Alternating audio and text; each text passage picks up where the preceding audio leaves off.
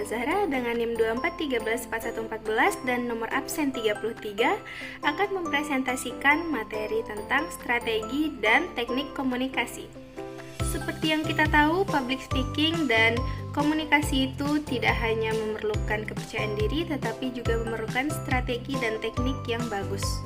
Sebelum itu, kita harus masuk ke pengertian komunikasi terlebih dahulu. Seperti yang kita tahu, komunikasi adalah proses penyampaian suatu pesan dari satu pihak ke pihak lainnya agar sesuai pemahaman atau ingin menyampaikan informasi yang penting.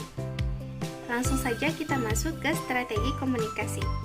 Nah, strategi komunikasi adalah pendekatan dengan pihak penerima agar pesan tersebut disampaikan dengan efektif.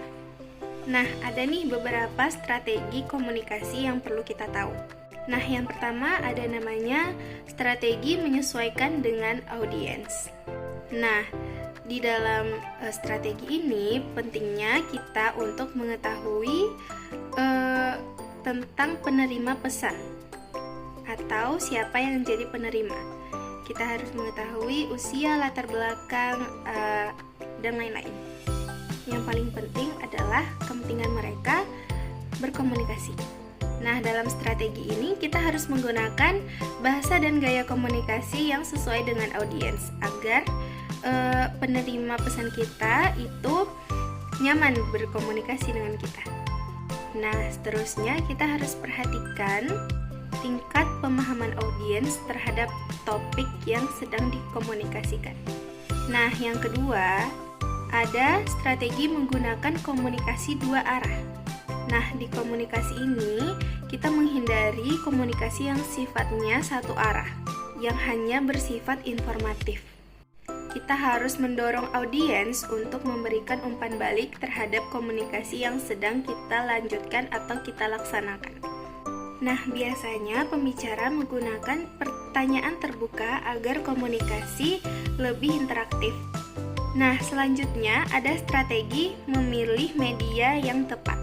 Kita harus menggunakan komunikasi sesuai dengan situasi yang tepat, seperti tatap muka untuk melakukan komunikasi yang mendalam dan penting, email untuk komunikasi formal dan dokumentatif, telepon atau video call untuk pembicaraan personal atau ingin cepat. Nah, ada juga media sosial untuk penyebaran informasi secara luas seperti yang sering kita gunakan pada zaman dan era sekarang. Yang keempat ada penyampaian pesan dengan jelas dan tujuan yang tepat. Pastikan komunikasi singkat, padat, dan tidak bertele-tele. Kita harus fokus terhadap poin utama apa yang ingin kita sampaikan. Nah, biasanya gunakan contoh atau analogi untuk memperjelas pesan. Nah, yang terakhir, mengelola emosi dan bahasa tubuh. Kita harus menggunakan nada suara yang tepat dan sesuai konteks. Nah, kita harus memperhatikan ekspresi wajah dan gestur tubuh. Kita harus menghindari bahasa tubuh yang menunjukkan ketidaksabaran atau ketidaktarikan. Nah, setelah kita masuk di strategi komunikasi, kita lanjut ke dalam teknik komunikasi efektif. Nah, yang pertama ada teknik berbicara yang efektif. Kita harus menggunakan kalimat yang jelas dan mudah dipahami. Nah, kita juga harus berbicara dengan intonasi yang sesuai dengan menekankan hal yang penting. Kita harus menggunakan jeda saat berbicara agar kita dapat memberikan audiens waktu untuk mencerna informasi yang kita berikan. Nah, yang kedua ada teknik mendengar aktif. Di sini kita memberikan perhatian penuh kepada lawan bicara kita. Nah, biasanya kita menggunakan bahasa tubuh nih untuk menunjukkan ketertarikan kita. Misalkan mengangguk atau kontak mata dengan audiens. Nah, kita harus mengulangi atau rangkum poin utama si pembicara untuk memastikan pemahaman kita. Nah, yang ketiga ada teknik bertanya yang efektif. Nah, kita harus menggunakan pertanyaan terbuka untuk menggali informasi lebih dalam. Contohnya, bagaimana pendapat Anda tentang titik-titik-titik? Nah, di samping itu, kita juga harus menggunakan pertanyaan tertutup untuk melakukan klarifikasi. Seperti, apakah ini yang Anda maksud?